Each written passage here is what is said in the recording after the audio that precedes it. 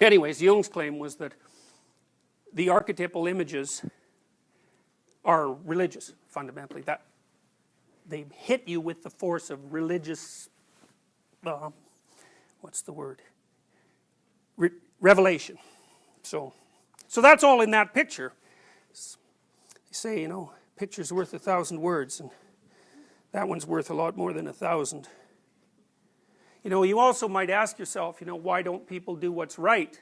It's a good question, because hypothetically they could, and the answer seems to be something like, well, transforming yourself into something that's continually better means continually being swallowed up by something like this, and so it's hard and frightening. So that's why people aren't enlightened, and there's got to be some reason, given that it's hypothetically possible. You know, when you hear people like Joseph Campbell say things like follow your bliss, you know, and so that sounds pretty easy. You want to develop your personality, just do what you love. You know, it's a corruption of Carl Jung's thinking, because Jung would say, well, follow what you're interested in, it'll take you somewhere you really don't want to go, and then maybe you'll learn something. So, and that's a whole different proposition. So, beings, if you talk about a human being, you tend to use something that's like a story, and when you recount your own being, you tend to use something like a story, and that sort of begs the question, you know, does that mean in fact that your experience is either a story or something like a story? And